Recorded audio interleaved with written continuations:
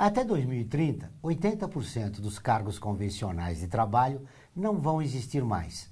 Por outro lado, 90% dos novos postos de trabalho ainda não foram criados.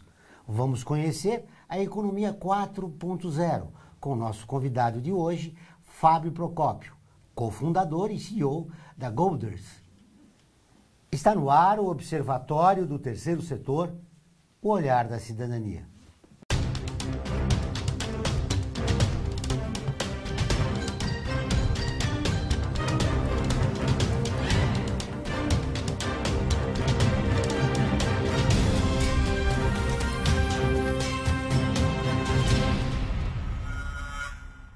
O Observatório do Terceiro Setor mostra pessoas que trabalham para a melhoria da sociedade, além de divulgar e interagir de forma comprometida com as organizações de interesse social. Fábio Procópio atua há quase 10 anos na criação de projetos de impacto social e é graduado em comunicação com MBA em gestão estratégica de negócios. Fábio, seja bem-vindo ao Observatório. Obrigado, Joel. Sempre um prazer estar aqui com vocês. O que é a Economia 4.0? Bom, Joel, a economia 4.0 é um termo muito difundido nos dias de hoje e se a gente for ter uma resposta mais básica, nada mais é do que a evolução do processo industrial do modo analógico para a integração com o processo digital. Ou seja, a gente consegue colocar todas as informações relacionadas à produção industrial de forma com que as máquinas consigam fazer análise de todos os dados e, em cima desses dados, transformem isso em decisões mais coerentes, mais eficazes e mais rápidas, substituindo, muitas vezes, o trabalho do ser humano. É uma adaptação das organizações de interesse social com a nova era digital. Exatamente. A grande questão, acho que, dessa nova economia é que, em muitos casos, a gente se refere sempre nesse processo industrial, mas ela é muito mais ampla do que tudo isso. Ela interfere hoje em vários setores da economia, inclusive não só no segmento industrial, como no segmento de serviços. Se a gente for pensar alguns modelos, por exemplo, relacionados a isso, o próprio sistema bancário hoje é bastante influenciado pelas novas tecnologias. Hoje temos diversas startups que democratizam o acesso a populações que antes não tinham acesso à conta corrente devido à tecnologia que ajudou a baratear custos e qualificar e escalar esse modelo para mais pessoas. Como tem sido o processo de sensibilização em relação às organizações com a Economia 4.0? Bom, nesse momento, principalmente no Brasil, eu acho que em alguns outros países do mundo, países mais industrializados talvez, esse processo de adaptação tem sido mais fácil porque temos investimento dos próprios governos. No Brasil, infelizmente, o nosso cenário de educação é tão precário e não seria diferente nesse cenário. Então, as instituições estão se sentindo um pouco perdidas. Muitas delas têm implementado algumas das tecnologias exponenciais, que é o que a gente tem ouvido falar muito, mas não adianta simplesmente ter acesso à tecnologia se você não saber o que fazer com ela. O que eu costumo dizer muito é que as tecnologias elas vêm da inovação, mas a inovação vem primeiro do ser humano. Então, se a gente não focar no ativo principal que as empresas têm, que são as pessoas, as tecnologias não vão fazer sentido e, em vez de baratear talvez os custos, vão se tornar ainda mais caros e menos eficazes. As pessoas é que fazem a diferença na organização. Exatamente. Como está o Brasil em relação à Economia 4.0? Bom, eu acho que o Brasil ainda vem engateando em relação a alguns outros países, infelizmente. E as informações chegam muitas vezes centralizadas em poucas pessoas. Então, o que a gente tem acompanhado em muitas conversas, em alguns segmentos, em algumas federações, inclusive, é que as empresas, os empresários, os estudantes, eles têm acesso através disso, de algumas informações via imprensa ou via algum portal de conteúdo, mas não necessariamente há informação de como isso deve ser atingido, o que eu faço com essa informação e como usá-la no meu dia a dia para não ficar para trás. Então, a gente vê bastante dados, como os dados que você citou, que 80% dos empregos vão acabar. Mas, poxa, o que eu tenho que fazer, então, para me adaptar a esse cenário? Esse eu acho que é o grande problema do Brasil. A gente não tem uma informação qualificada e que leve isso para a população como um todo para mostrar quais os desafios, mas quais as oportunidades para essa nova economia que está acontecendo aí. Precisamos reinventar aquele conceito da gente ter de emprego com carteira assinada e se munir de um espírito empreendedor. Né? Exatamente. Eu acho que esse espírito empreendedor ele faz toda a diferença, principalmente para o desenvolvimento social de um país. Assim. Então, quando a gente pensa nesse modelo trabalhista, eu acho que a gente tem que olhar para ele de uma forma mais ampla.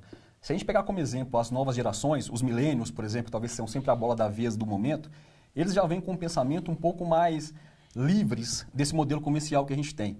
Hoje um termo muito utilizado é os free workers, que são exatamente essas pessoas que estão dispostas a trabalhar na vida com as aptidões que realmente as fazem ter propósito, e não com aptidões que foram impostas por um modelo convencional. No Brasil são quase 32 milhões de pessoas, né, que já estão na economia informal. Exatamente. Eu acho que esse propósito do empreendedorismo, o empreendedorismo nada mais é do que uma forma como que a pessoa tem de realmente transformar sua atividade remunerada em uma atividade de vida, em uma atividade prazerosa e que faça sentido com o seu propósito de vida. E quando a gente está falando de empreender, não necessariamente precisa ser para abrir o próprio negócio. Você pode empreender dentro de uma instituição, que é o famoso intraempreendedorismo. Inclusive, essa é uma aptidão que hoje é cada vez mais demandada pelos recrutadores para que as pessoas consigam atender às expectativas das empresas, criando novos projetos que posicionem as empresas de forma diferenciada, que coloquem as empresas na economia 4.0, tendo intraempreendedores que vão fugir um pouquinho daquele core principal de atuação e vão criar alternativas para que a empresa se destaque. Os principais alvos, né, a serem conquistados, né, da economia 0.0 são esses 14 milhões de pessoas que perderam emprego com a crise econômica e também essa geração milênio, né? Exatamente. Esse sim. Eu até acho que talvez a gente tenha que abranger um pouco mais, porque mesmo as pessoas hoje que estão em postos de trabalhos, de certa maneira, mais estáveis, correm sérios riscos. Assim. Se a gente for pensar alguns modelos de negócio, por exemplo, como o Uber, que revolucionaram a atuação, e aí você vê um modelo talvez de transporte público que era sólido como os táxis, virando de ponta cabeça, porque o modelo totalmente disruptivo veio e bagunçou tudo, ou modelos como o Airbnb, que não precisaram construir nenhum tipo de hotel do futuro e hoje representam um ativo importante na concorrência dos hotéis no mundo inteiro, tendo várias pessoas que procuram esse tipo de serviço para se sentirem mais em casa quando estão fora do lar. Então, acho que temos que preparar a população de uma forma mais ampla, mas focar, sim, nessas pessoas hoje que estão desempregadas ou que estão sem um propósito, que talvez a oportunidade de evolução e crescimento esteja aí. O que a gente tem que pensar é que a sociedade está em constante transformação, né? Exatamente.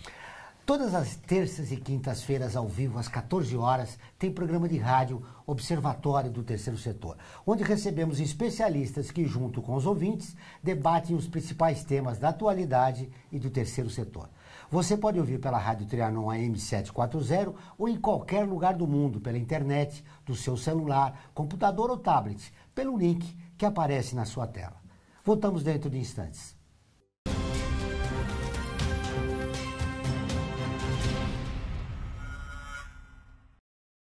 A FIA é muito mais que uma escola de negócios. É graduação, pós-graduação, MBA, mestrado e consultoria para empresas. Isso faz diferença. Conheça a FIA. Olá, eu sou Laura Gelbert, da ONU News. Notícias das Nações Unidas e do mundo você acompanha na página e nos programas do Observatório do Terceiro Setor, parceiro da ONU News. E para acompanhar diretamente a ONU News em português, acesse nossa página e redes sociais. Até lá!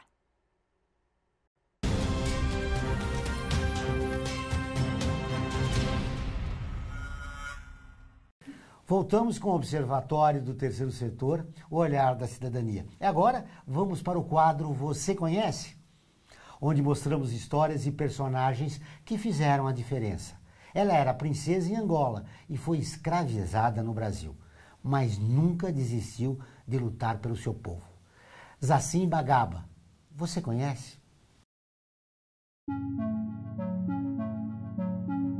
Zacim Bagaba era princesa de Cabinda, em Angola, há 300 anos atrás, quando foi capturada e vendida como escrava para o Brasil. O fazendeiro português José Trancoso arrematou Zacimba no porto da aldeia de São Mateus, na capitania do Espírito Santo, com cerca de mais de uma dúzia de negros escravizados de Angola. Durante anos, Zacimba foi cruelmente castigada por não aceitar, de bons modos, atender os desejos do fazendeiro. Um dia ela foi arrastada da senzala até a Casa Grande, onde foi interrogada pelo senhor, que queria saber se era verdade, o boato que se espalhava por todos os lugares que ela era uma princesa. Durante muitos dias e muitas noites, os negros choravam ao ouvir seus gritos pelos baques das chibatadas no seu corpo. Ela foi estuprada depois de confessar sua verdadeira identidade, Zacim Bagaba, princesa da nação de Cabinda. Localizada na baía do mesmo nome, na costa oeste da África, em Angola, Cabinda teve sua população quase que dizimada, com seus homens e jovens aprisionados e mandados como escravos para o Brasil durante 200 anos. O fazendeiro, sabendo que seus escravos, em grande maioria, eram oriundos de Angola, o que poderiam invadir a Casa Grande para libertá-la, passou a avisar que se alguma coisa acontecesse a ele ou a sua família, Zacimba seria morta. Com o passar do tempo, a jovem princesa, aprisionada na Casa Grande sob ameaça permanente de castigos e sendo violentada ora pelo fazendeiro ou ora pelo capataz, crescia e tomava coragem para enfrentar sozinho seu senhor. Ela tinha proibido que os negros tentassem libertá-la e passou a elaborar planos de fuga e de vingança. Zacimba também sofria ao ouvir os lamentos de seu povo, sendo cortado no chicote, amarrado no tronco e levado aos ferros, durante os anos que se passaram. Uma das armas mais poderosas e silenciosas que os escravos usavam contra seus senhores e seus feitores, que lhes impunham castigos desumanos e humilhantes, era o envenenamento. Um dos venenos mais utilizados pelos escravos era extraído da cabeça da preguiçosa, uma cobra temida pelo seu veneno mortal, característica do Vale do Cricaré. Esse veneno era usado para matar com pequenas doses, não logo que ingerido. Os senhores daquela época, até pegar confiança em quem preparava a comida, obrigavam os escravos a experimentarem primeiro. Se não acontecesse nada, o senhor comia. Para não ferir ninguém de seu povo, Zacimba levou anos para conseguir finalizar o seu plano. Um dia aconteceu, o senhor da fazenda caiu envenenado. Logo, Zacimba deu a ordem para os escravos da senzala invadirem a fazenda. Todos os torturadores foram mortos e a família do senhor da fazenda foi poupada. Zacimba fugiu junto com os outros negros e criou seu próprio quilombo. Mas Zacimba não esqueceu de seu povo, que ainda era escravizado, e passou o resto da sua vida libertando os escravos, atacando os navios negreiros que os traziam aprisionados. Morreu como uma princesa guerreira, libertando seu povo. Impressionante. Além de esse absurdo da escravidão, a história não contar, não mostrar a existência de uma pessoa como Zacimba. Exatamente. Eu acho realmente é um absurdo. Acho que o nosso modelo educacional reflete, inclusive, nesses modelos onde a gente não tem realmente os fatos verdadeiros para construírem histórias que são histórias, inclusive, de liderança. Hoje em dia, a gente não precisa tratar com tanta tragédia isso, né? Mas eu acho que a gente pensar no outro como um propósito maior faz parte do dever de cada um. Então, a gente não precisa ter uma Zacimba para poder ser escravizada e estuprada, mas usar o espírito dela de se libertar e contribuir com o global, eu acho que faz parte da obrigação de cada um de nós. Episódios como esse mostram por que nós não temos uma cultura de respeito aos direitos humanos. Né? Exatamente. E eu acho que a cultura de direitos humanos no Brasil, principalmente, ela é um pouco deturpada às vezes. Então, quando os direitos humanos, de alguma maneira, tenta agir ou trabalhar, a gente acaba entendendo como se fosse um protecionismo a quem não se deve. Exatamente por talvez não termos sido preparados e educados com episódios como esse. Falando em educação, é necessário uma sensibilização da população em relação à economia 4.0. Como é que você pretende contar para todas as pessoas, né, de como ela funciona, como a pessoa tem que tomar conhecimento, né, dessa nova alternativa num momento como nós vivemos, como o de hoje, né, uma profunda crise econômica? Perfeito. Uma ótima pergunta, Joel. Tem até um dado muito interessante de alguns grandes institutos pelo mundo, como o MIT, por exemplo, que ele acredita que o diferencial do ser humano em relação à economia 4.0 está na educação contínua, que é um termo muito utilizado nos dias de hoje e que nada mais é do que a capacidade que cada um de nós tem em se manter em aprendizado contínuo e não no modelo antigo, onde a gente cursava, parava e depois ia tocar a vida. O que a gente entendeu em cima disso e vendo que constantemente esses assuntos trazidos dessa nova economia que geram muita incerteza. E a gente entendeu que isso precisa de democracia, todas as pessoas precisam ter acesso a essa informação. Então nós desenvolvemos um curso onde vai contar de maneira dinâmica, mas porém prática, todos os desafios e as oportunidades que a economia 4.0 tem. Pensando desde o início da capacitação pessoal, ao conhecimento das principais tecnologias, a como extrair inovação do ser humano para usar essas tecnologias com eficácia e encerrando o curso com um módulo de impacto social, de como tudo que aprendemos e como podemos ser empreendedores mais conscientes e que gera impacto para todos. Ou seja, o pensamento global e cívico ele deve perpetuar. O objetivo é interessante. Quem pode fazer esse curso? Todo mundo pode fazer esse curso. É um curso que vai estar disponível online, numa plataforma bem segura, é um curso realmente muito dinâmico. Hoje a gente fez algumas parcerias com algumas instituições de fomento ao empreendedorismo, de fomento a federações, para disponibilizar isso no pré-lançamento, mas ele está aberto a todo mundo. O site do curso é o empreendedoresdofuturo.com.br. É um curso que a gente faz a questão de colocá-lo numa precificação bem baixa e você pode dividir em até 10 vezes. E a gente vai distribuir alguns módulos gratuitos do curso para estudantes do ensino público do Brasil. Isso é importante em relação a disponibilizar para estudantes de ensino público, porque aí você cria uma geração com uma nova mentalidade. Né?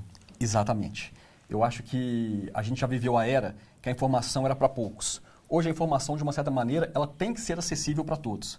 Porém, a gente tem que preparar essas pessoas, e principalmente esses jovens, para receber essas informações e ter a capacidade analítica de tirar o melhor das informações que eles recebem. Então, se eles não tiverem acessos a publicações ou a cursos realmente que mostrem na prática como as mudanças estão acontecendo e como se preparar para elas, a gente nunca vai ter um país totalmente inserido e pronto para avançar com essas novas revoluções. Essa colocação que você fez é que permeou a ideia da criação do curso? Exatamente. O curso é uma criação da Goodyear, com a TechSoup Brasil e com a IBM. A IBM, nós começamos uma conversa exatamente pensando que, já que as tecnologias exponenciais, ou seja, essa nova revolução, está aí e já causa muitas diferenças na nossa vida hoje, nós temos que pensar um modelo que traga as pessoas para dentro, mas que a gente não só exemplifique com conceitos, mas mostre na prática. E por isso que o curso, a cada aula que a gente fala, tem sempre um grande especialista de uma grande empresa mostrando como funciona aquele tema que a gente acabou de abordar. Será online, né? Exatamente. Online e a maneira de interagir com as pessoas que participam no curso, terão aulas presenciais ou não?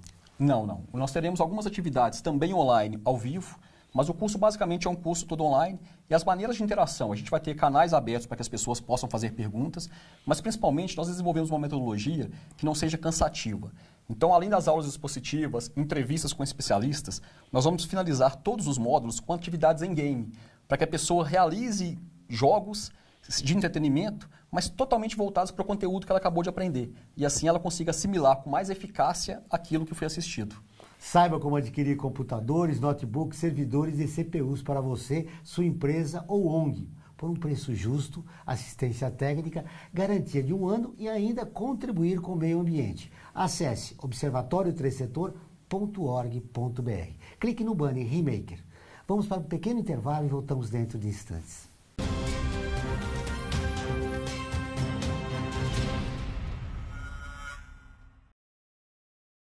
A FUNASP colabora com a USP nas relações entre fundações por meio de fóruns, simpósios, seminários, pesquisas e intercâmbio de informações, além do seu investimento na área social.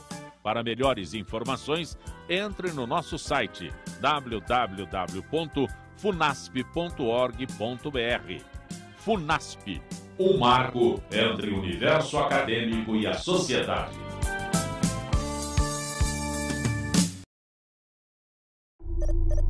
Internacionalizar a economia afeta o seu emprego? Para onde vai o Brasil? Ter opinião sem análise é só repetição. Repetição, repetição, repetição, repetição, repetição, repetição, repetição, repetição. Informação é importante. Análise é fundamental. Le Monde Diplomatique Brasil. Independente e crítico.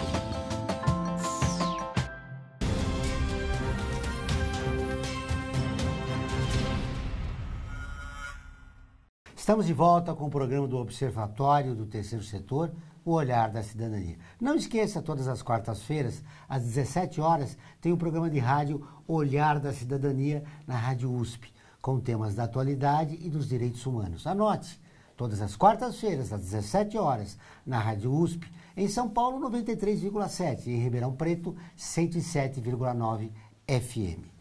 Muito bem. Fábio, você tem há quase 10 anos trabalhando com impacto social. Exatamente, Joel. O meu foco no impacto social sempre foi no mundo do marketing, que é a minha formação de comunicação e trabalhar em algumas empresas nessa área. Em cima disso, eu vi a necessidade das grandes empresas em fazerem marketing social, em aparecerem para as pessoas, principalmente para seus targets de relacionamento, e enxerguei uma grande oportunidade em criar projetos que fossem relevantes nos pontos de vista do marketing para essas empresas, mas que resolvessem mazelas. E com isso, eu tinha uma agência, que ainda faz parte do grupo, onde a gente desenvolve projetos sob medida para atuar e resolver alguns problemas, ter uma marca sempre como protagonista. Com essa experiência que você tem, como é que você vê o marketing do terceiro setor? Bom, eu acho que o marketing do terceiro setor, ele ainda engatinha no Brasil. Eu acho que as instituições do terceiro setor têm um potencial enorme, uma grande oportunidade na mão para desenvolverem melhor os seus projetos e suas marcas, criando projetos realmente atrativos.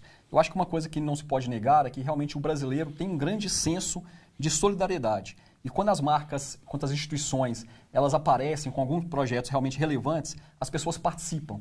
Então eu acho que investir no marketing para o terceiro setor, para criar projetos adequados e atrativos, ainda é uma grande oportunidade que ocorre pouco no Brasil. Repetindo o que você falou, esse senso de solidariedade, o problema é que ele é acompanhado de uma visão assistencialista. Exatamente. Eu acho que esse é um outro grande avanço que nós temos que ter pensando nesse segmento. Hoje em dia já há o segmento 2,5, né, que é uma forma informal de dizer das empresas que buscam o lucro, porém o lucro é oriundo do impacto social. Então eu acho que essa é uma grande visão que a gente tem que ter nos dias de hoje e que dá para fazer o bem e você próprio ser beneficiado com isso. Então a visão assistencialista, ela cumpriu o seu papel, mas hoje acho que temos que avançar um pouquinho mais, sermos mais profissionais nesses aspectos para que tenhamos mais sucesso nas causas onde a gente apoia e acredita. Muito bem. Nesse contexto é que você pensou o curso? Exatamente, nesse contexto. E aí, vendo todas essas questões relacionadas à nova economia, as mudanças de mercado e ainda vendo algumas coisas engatinhando no Brasil, principalmente pela falta de acesso, aí nós pensamos o curso para isso. E aí fomos atrás de grandes profissionais para que mostrassem na prática como eles atuam e como que as pessoas podem fazer e mostrar realmente que há jeito para tudo. E que o ser humano é adaptável e que basta prestar um pouquinho de atenção, ter acesso, que dá para inovar e fazer a diferença. Isso que eu ia te perguntar, esses profissionais que compõem, né, a grade do curso, qual foi o critério de escolha? Ótima pergunta. Bom, nós partimos para o critério de escolha baseado quando a gente definiu a metodologia de análise. Então, quando a gente começa no módulo 1, falando de economia 4.0, primeiro a gente vai conversar com um representante da FEComércio para entender como que as federações de comércio e varejo, que são talvez os meios de empresariais mais próximos da população, estão vendo essas mudanças e estão se preparando para isso. Em cima disso, a gente partiu para uma análise de mas como essas tendências, como esse futuro é visto e como é planejado. E aí a gente conversou, por exemplo, com a Mariana Fonseca, do Pipe Social, que é especialista em futurismo e nos contou um pouquinho como isso é previsto e como isso é pensado lá atrás para que hoje se transforme em ferramentas inovadoras. A partir desse momento, a gente foi focar um pouco mais no empreendedorismo. E um grande assunto em foco hoje são as startups. Então, o que realmente são as startups? Aí fomos conversar com o Yuri de Itaí, que é um investidor anjo, voltado para tecnologia, para startups de tecnologia, que nos contou um pouquinho de como é um processo de empreender como uma startup e a diferença entre as startups e as empresas convencionais. Desse cenário do Yuri, a gente sentiu a necessidade de mostrar a realidade de uma startup que faz sucesso, principalmente uma startup liderada por uma mulher. E aí fomos conversar com a Roberta Vasconcelos, do Be Your Coffee, que ela foi contar exatamente qual foi a jornada empreendedora dela para empreender inovação no Brasil, como que ela teve que fazer, quais os segredos disso tudo. A partir desse momento, a gente não pode esquecer que empreendedorismo não é só abrir uma empresa. Então, já que a gente mostrou como abrir uma empresa com inovação, como ser uma startup, mas como que você empreende dentro da sua própria empresa? Então, nós buscamos cases de especialistas. Conversamos com a Gabriela do PayPal, que nos falou um pouquinho qual a mentalidade da empresa para fomentar isso lá dentro. E conversamos com o Leonardo Lima, do McDonald's, que é o gestor da Universidade McDonald's, ou seja, uma atividade intraempreendedora dentro de uma empresa que vende hambúrgueres. A partir do módulo 2, quando vamos falar de tecnologias exponenciais, aí nós buscamos quem entende desse assunto de verdade. E a IBM, como principal parceiro, ela disponibiliza muito conteúdo, principalmente voltado para a inteligência artificial. Fomos também numa indústria de inovação tecnológica e vamos conversar com a Samsung para mostrar quais os principais avanços ela veio para frente e o que ela está apostando como tendência dentro dos seus devices de distribuição. Ou seja, vocês pegaram organizações de ponta em todas as áreas do mercado para levar a essas pessoas o que há de mais importante de informação a respeito da economia 4.0. Exatamente, é isso. O que a gente quis era mostrar o conceito da economia 4.0 e a aplicabilidade prática dentro dessas grandes empresas. Começaram lá com o setor de serviços, né? Que ele é que está junto da população ali. E se você acredita que sensibilizando o setor de serviços, vocês já podem começar essa transformação? Eu acredito que sim. Eu acho que talvez o setor de serviços ele tenha uma proximidade maior com a população do que a indústria. Então, se a gente sensibilizar esse setor e mostrar a importância dessa evolução, consequentemente, a gente consegue atingir um maior número de pessoas e esse engajamento natural acontece. E fechando o curso, é que o empreendedorismo tem que ser perene. Não pode começar hoje e terminar amanhã. E aí, dando dicas de gestão, né, a respeito de como o empreendedor pode tocar de uma forma competente, né, a sua ONG, o seu projeto, a sua startup. Exatamente, é isso. Eu acho que o empreendedorismo ele tem que ser encarado como um processo também de desenvolvimento social. A partir do momento que você tem uma empresa ou está em uma, aquilo não pertence mais só a você. Aquilo tem vários públicos envolvidos. Então você tem que saber gerir aquele negócio para que ele dê o resultado mais forte possível a todos os envolvidos e principalmente pensar em como a inovação acontece dentro das empresas. Então investir no principal ativo que as empresas têm, que são as pessoas. Falando em inovação, quando você acha que nós podemos ver mudanças significativas nesse ambiente do terceiro setor? Olha, Joel, eu acho que nesse ambiente do terceiro setor, eu acho que há ainda alguns cenários que infelizmente talvez demoraremos um pouco.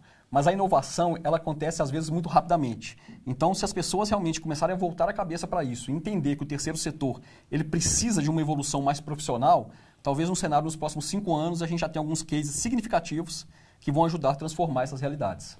Muito bem. Quem está assistindo a gente se interessou no curso. O que é que deve fazer? Ótimo. Bom, a primeira coisa é acessar o nosso site, que é empreendedoresdofuturo.com.br. Lá a gente tem as principais informações sobre o curso. O curso ele tem certificação para as pessoas que fizerem. A gente vai ter o primeiro módulo com 2 aulas grátis nesse site. E aí as pessoas vão poder entender um pouquinho do que a gente está falando, aprofundar um pouco mais sobre os assuntos que a gente tem e aí, consequentemente, fazerem suas inscrições. Fábio, para encerrar nossa entrevista, como você vê o cenário do empreendedorismo no nosso país? Ótimo, Joel. Eu acho que o cenário do empreendedorismo, ele ainda requer algum tipo de investimento e principalmente acesso às pessoas, principalmente o acesso de base, em escolas e nas universidades. Mas o empreendedorismo é uma disciplina que o brasileiro tem muito afinidade. Eu acho que esse próprio jeitinho brasileiro que a gente tem para falar de improvisação, ele tem muito a ver com o empreendedorismo, que é, na verdade, não ficar preso a um modelo e se adaptar àquilo e criar alguma coisa que realmente faça sentido. Mas a gente precisa difundir um pouco mais, pensando principalmente na educação de base, talvez no ensino médio e nas universidades. Aproveitando esse gancho exatamente da base para ser inserida, o nosso curso ele está disponível numa linguagem totalmente acessível. Então a gente não usa termos que vão deixar as pessoas mais confusas, tanto por nós que estamos dando o curso, quanto pelos participantes. Ou seja, qualquer um pode fazer o curso. Exatamente, qualquer um pode fazer o curso, independente da localização que esteja, em qualquer parte do Brasil e mundo. O curso é online e está acessível para qualquer pessoa. Muito bom que o curso seja para todo mundo. Nós estamos em 173 países, quer dizer que todas as pessoas desses países poderão acompanhar o curso. Com certeza. Observatório Terceiro Setor desta semana fica por aqui. Mas para continuar nos acompanhando, acesse o nosso portal observatório3setor.org.br. Lembrando que o Observatório é acessado em 173 países e atinge mais de 2,5 milhões de pessoas todos os meses. Voltaremos na próxima semana com o Observatório do Terceiro Setor, o olhar da cidadania. Até o próximo programa.